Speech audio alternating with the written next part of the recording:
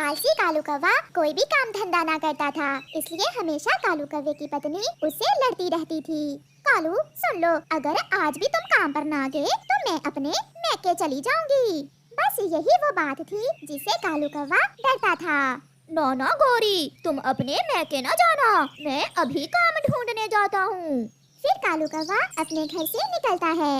वो उड़ता हुआ जा रहा था कि सामने से कबूतर की समोसों की दुकान नजर आती है। कालू कौवा सीधा कबूतर के पास जाता है। कबूतर जी, मैं काम करना चाहता हूँ, क्या आप मुझे अपने पास काम पर रख लोगे? कबूतर को भी काम वाले की जरूरत थी, इसलिए वो कालू से कहता है, हाँ, मुझे आलू काटने के लिए एक पक्षी की जरूरत तो है। अगर तुम अपना काम ईमानदारी से करोगे तो मैं तुम्हें काम पर रख लेता हूँ। मैं अपना काम बहुत ईमानदारी और अच्छे से करूँगा। तो फिर लो, ये आलू काटो और कल से सुबह सुबह ही काम पर आ जाया करना। फिर कालू कौवा काम शुरू करता है। वो सारा दिन कबूतर को समोसे बेचता देखता रहता है। 2 रुपए के आलू थे इस गंदे कबूतर के और शाम तक तो हजारों कमा लिए हैं। ये तो बहुत आसान है, क्यों ना मैं भी समोसे बेचने वाली अपनी ही दुकान बना लूं। ओए कौवे, क्या खुद से बातें किए जा रहे हो? काम करो काम, मैंने तुम्हें काम के पैसे देने हैं। तमीज से बात करो कबूतर, तुम्हारे जैसे समोसे बेचने वाले मैंने बहुत देखे हैं। सुबह तो बहुत विनती कर रहा था, अब क्या हुआ तुम्हारे दिमाग को? चल भाग यहाँ से, तुम्हारे जैसे झगड़ालू को मैं अपने पास काम पर नहीं रख सकता और मैं भी तुम्हारे जैसे गंदी गंदी आँखों वाले कबूतर के पास काम नहीं कर सकता। ये कहते हुए कालू कौवा आलू फेंककर वहाँ से घर वापस चला जाता है। बहुत अजीब था ये कौवा, अकड़ तो देखो इसकी। मुझसे नहीं होती किसी की नौकरी, अब तो मैं अपना बिजनेस करूँगा, अपना बिजनेस। 1 रुपया तुम्हारे पल्ले नहीं है और चला बिजनेस करने। क्या बिजनेस करोगे तुम? सुनो गौरी, अब लड़ाई खत्म, मेरी बात ध्यान से सुनो। मैं जब सुबह घर से काम पर गया तो मैं कबूतर की समोसों वाली दुकान पर गया। मैं वहाँ आलू काटने का काम करने लगा। ऐसे कालू गौरी को सारी बात बताता है। सच? क्या कालू सच में कबूतर ने 2 रुपए के आलू काट कर हजारों कमा लिए? तो और क्या, मैंने सब सीख लिया है। बस अब कुछ ऐसा सोचो कि सब पक्षी हमारे ही समोसे खाएं और कबूतर के पास कोई भी न जाए। फिर देखना हम कैसे दिनों में अमीर बनते हैं। आइडिया कालू जी, मेरे पास एक आइडिया है। गौरी जल्दी से बताओ, क्या आइडिया है? कालू जी, हम समोसों में नशे वाली दवा मिला देंगे, ऐसे सब पक्षी नशे पर लग जाएंगे और सब हमारे समोसे ही पसंद करेंगे। और कबूतर बैठकर मारेगा मक्खियाँ।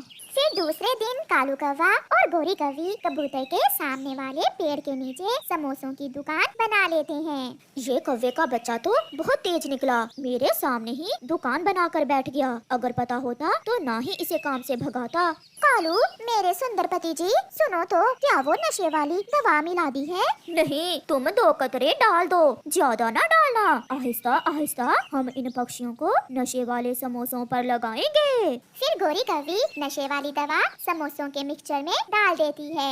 समोसे समोसे, गरम गरम समोसे, कबूतर से ज्यादा स्वादिष्ट और चटकारेदार समोसे, जो एक बार खाए बार बार आए। मिठू तोता सबसे पहले कौवों की दुकान पर आता है। कौवे जी, मुझे एक प्लेट में 2 समोसे डाल कर दो, मैं पहली बार आया हूँ, अगर स्वादिष्ट हुए तो रोज आया करूँगा। मिठू तोते, तुम चिंता न करो, अब के बाद तुम हमेशा मेरी दुकान से ही समोसे खाओगे।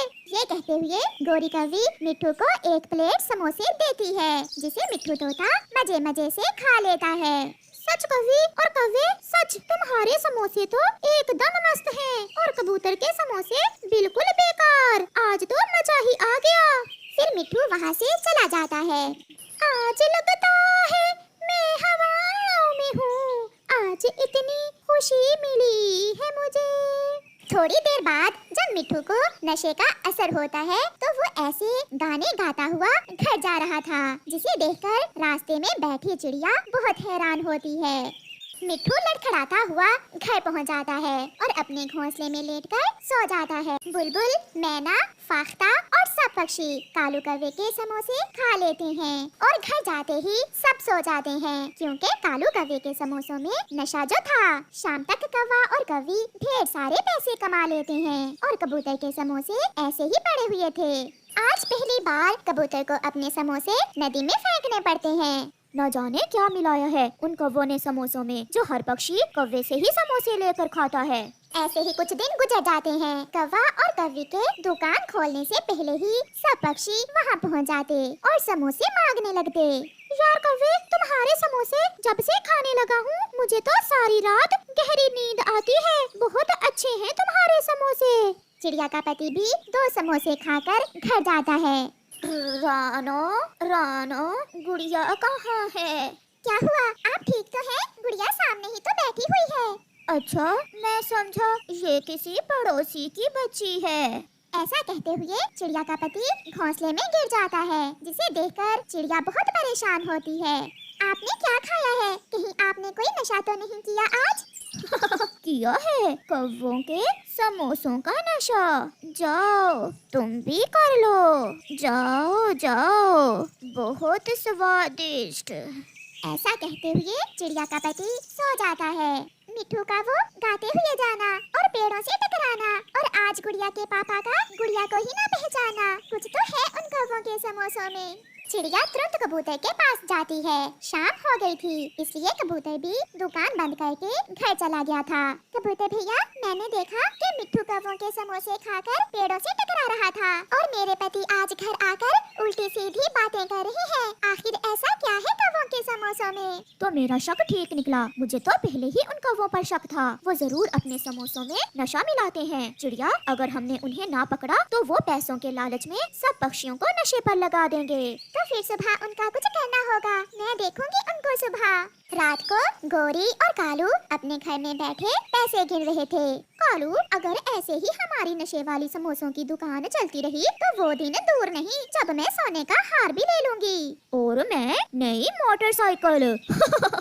दूसरे दिन चिड़िया सुबह सवेरे ही कालू की दुकान के पास छुपकर बैठ जाती है। कौवा और कौवी भी दुकान लगा लेते हैं। गोरी, आज नशा थोड़ा ज्यादा मिला देना, कल ग्राहक थोड़े कम आए थे। कालू जी, तुम चिंता न करो, आज मैंने पूरी बोतल ही डाल दी है। आखिर मुझे भी अपने सोने के हार की चिंता है। पीछे से चिड़िया बोलती है, मगर तुम्हारा ये शैतानी धंधा अब नहीं चलने वाला। मैंने सब देख लिया है। क्या देख लिया है चिड़िया? मैं अभी तुम्हें बताती हूँ।